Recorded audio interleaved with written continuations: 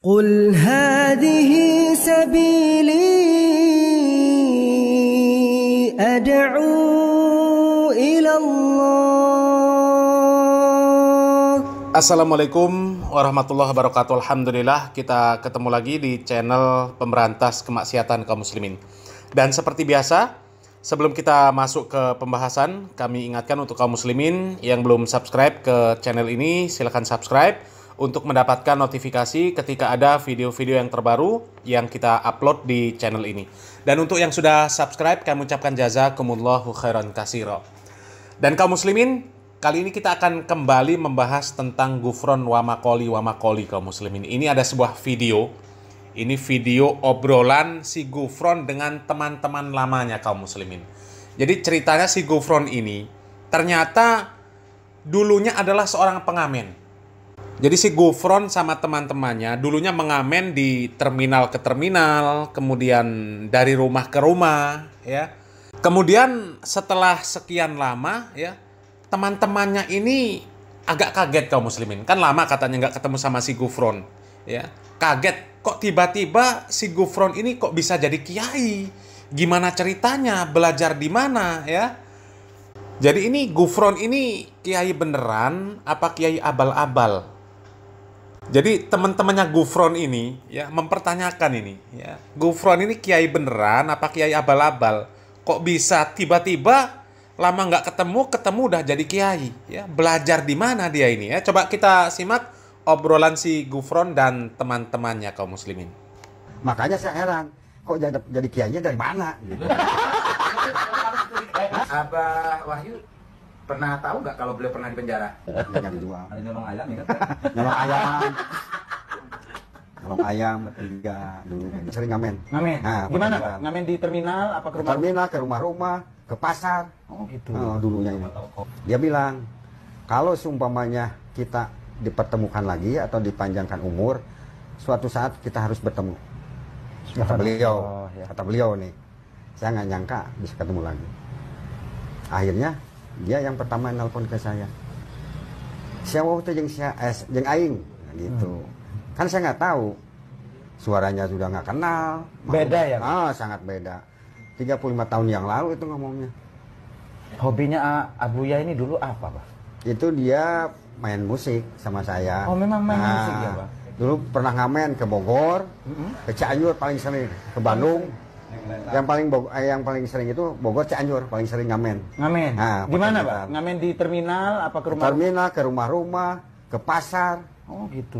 Dulunya ini. Toko-toko. Itu banyak sekali lah pengalaman sama kita.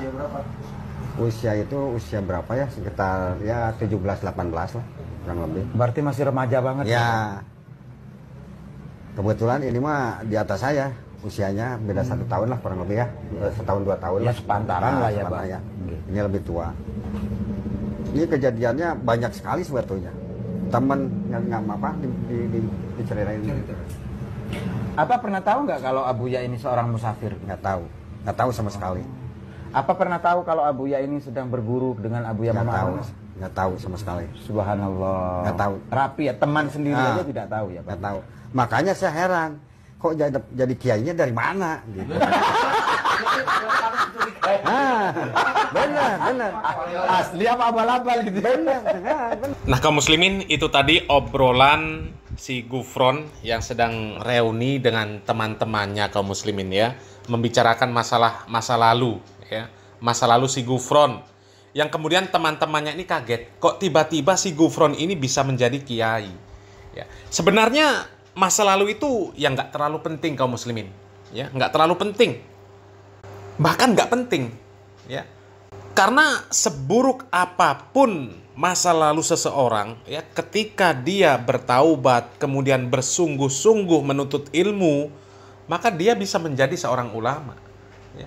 Jangankan seorang kiai, seorang ustadz, menjadi ulama pun bisa ya. Al-Imam Ibnu Hazm rahimahullah, beliau belajar itu ketika usia beliau sudah 40 tahun kaum muslimin.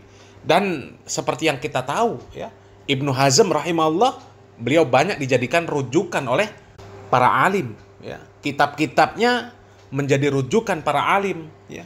Dan itu karena kesungguhan beliau di dalam menuntut ilmu Dan memang menuntut ilmu ini kaum muslimin ya tidak dibatasi usia. Ya, tidak dibatasi usia secara umum. Ya, Rasulullah SAW mengatakan thalabul ilmi faridatun ala kulli muslim.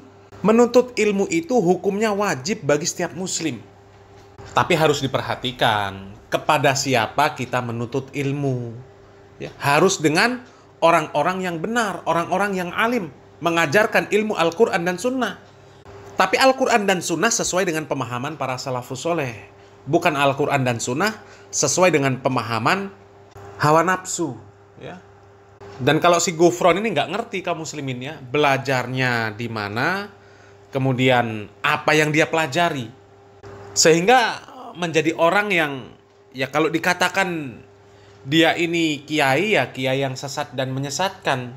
Ya, mengaku mengarang 500 kitab berbahasa Suryani, ya, mengaku bisa berbicara sama malaikat, bisa bicara sama jin, bisa bicara sama semut, bisa bicara sama cacing dan lain sebagainya.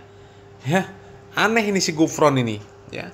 Jadi bukan hanya teman-teman si Gufron saja yang mempertanyakan ini kiai beneran apa kiai abal-abal, ya. Kalau kiai beneran kok videonya aneh-aneh kaum muslimin ya. Dan belum pernah menemui si Gufron ini mengajarkan ya ilmu tauhid, mengajarkan ilmu fikih, ya nggak pernah. Yang ada videonya itu video ngaco semua kaum muslimin, ya video makoli, ya coba kita simak video si Gufron. Ini video si Gufron ketika berziarah di makam Sunan Ampel, ya. Si Gufron ini di makam Sunan Ampel, ya. Seperti berkomunikasi dengan Sunan Ampel. Coba kita simak videonya kaum muslimin. Assalamualaikum kali inna rahmatan wa Sunan Ampel. Assalamualaikum naskon ala haki inna alayya ma fil ma'allah. Sya'amal ayyi in al-haq ma soqami inna alayya Allah. Sya'amal ayyi in al-haq Masokomina aliyah Allah. Alhamdulillah Masya Allah Alaya inna asyum alaka ma'atum asyala kaliya mafi inna kaliya mafi ma'am. Alhamdulillah ashkur ma'alaya ma'gufron takum alaya ma'bantan. Jadi saya ngobrol dengan Mbah Sunan Ampel, insya Allah akrab. Jadi akrab itu ngobrol. Dia kebetulan ada. Sebentar lagi dia berangkat. Insya Allah Gus. Jangan takut ya Gus. Tuh kaum muslimin ya. Si Gufron ngobrol sama Sunan Ampel ya, yang di kuburan. Ya. Katanya Sunan Ampel ada di sana kaum muslimin. Ya. Dia mau berangkat. Berangkat kemana? Ya. Jadi si Gufron ini kayak abal-abal ini. Ya. Dia nggak pernah ngajarkan tauhid, ngajarkan fikih, ya, ngajarkan tentang bahaya syirik, tentang bahaya kemaksiatan. Ya, bahkan video-video yang viral dari si Gufron ini isinya semuanya ngaco kaum muslimin. Ya, isinya wamakoli, semuanya wamakoli. Ya, ngomong apa saja wamakoli. Jadi kasihan ini yang masih percaya terus sama si Gufron ini kaum muslimin ya.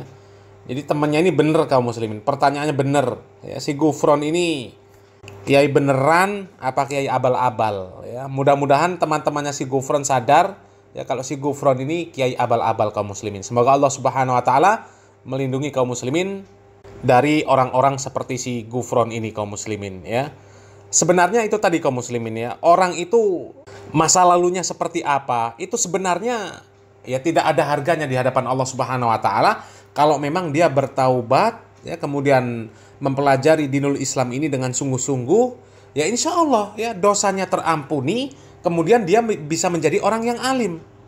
Tapi kalau dia benar-benar bertaubat dan benar-benar belajar, ya. Tapi kalau dia sudah latar belakangnya jeblok, ya, latar belakangnya jelek, kemudian belajar juga dengan guru yang jelek, maka sangat besar kemungkinan juga ya pemahamannya akan jelek ya, dan disebut menjadi kiai pun ya kiai yang jelek, akhirnya sesat dan menyesatkan seperti si Gufron ini kaum muslimin ya.